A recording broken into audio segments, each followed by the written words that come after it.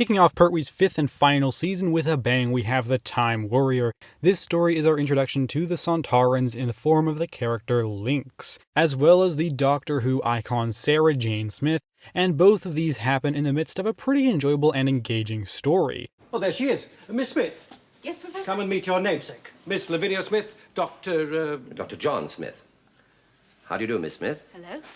We start off with these two different storylines taking place, one with a lone Sontaran arriving centuries in the past, and another with the Doctor in the modern day. It isn't long at all before Sarah Jane shows up, and as much as I do miss Jo, it's hard to not love Sarah Jane.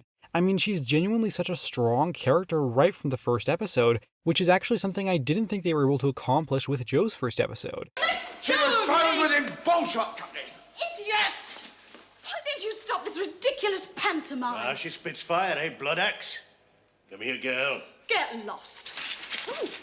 Ow! He wears gold blood axe. Hurt, you fool! But Sarah Jane has character. She can stand up for herself. She's not overly freaked out by new and scary situations, which is a quality that I really appreciate in a companion. A lot of times companions will be overly frightened by these scenarios, which is sometimes justified but sometimes not, so I'm glad Sarah Jane is not another one of those. Now you've had your laugh. Now, just let's stop it and talk sensibly. And I think this is no spoiler to say that at some point these two storylines do converge, and that's basically when things start to shape up into the episode that we get.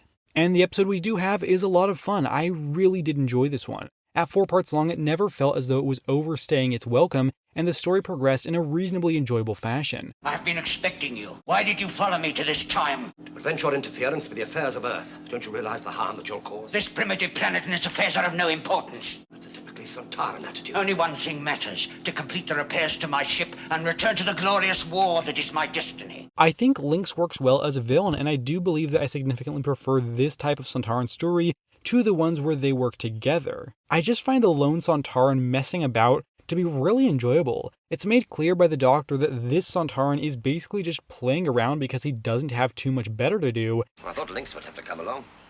Sontarans just can't resist getting involved in war. But this must be very minor league stuff to him, surely. He's just like a little boy stirring up the red ants and the black ants. It's just something to keep him amused, to stop him from getting bored. It's very low stakes, which is totally fine. And in terms of the Doctor, he's pretty good in this episode. I still enjoy him as this character, but I couldn't help but feel that he was more sexist than usual. Every once in a while, he has a somewhat iffy line of dialogue, but in this episode, he seemed to have several. He's your enemy, I assure you, not me. We'd be well advised to join forces against him. Does he speak truth? I'm not sure. I suppose I could have been wrong. It's a generous admission, especially coming from one of the fair sex. Or he could just be changing sides to save his own skin. And for me, that's a bit of a shame, as I don't like seeing the Doctor portrayed in a sexist light, especially given that the Doctor is currently being portrayed by a woman in the modern incarnation of the show.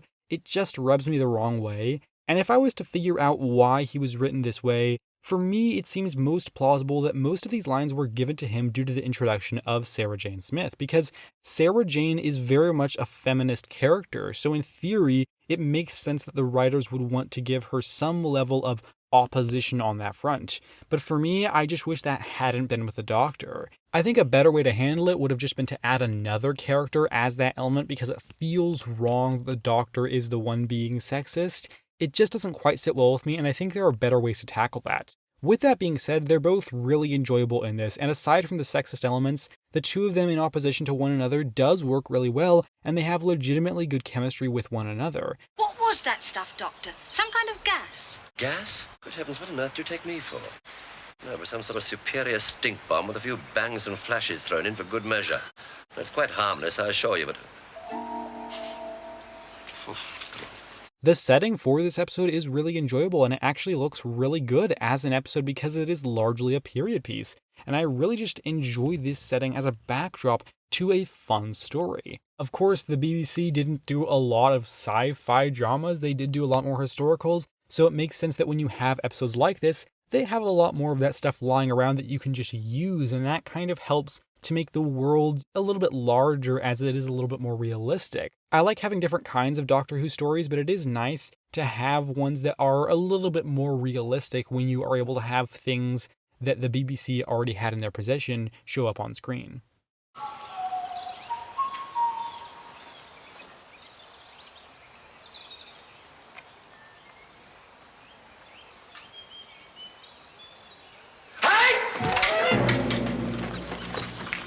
Overall, I found this to be a fun and engaging serial, and a good way to kick off Pertwee's final season as the Doctor. I enjoy Sarah Jane as a companion, and aside from one somewhat problematic element, everything in this story works pretty well. It's a solid serial, and I'm going to give The Time Warrior a rating of 8 out of 10.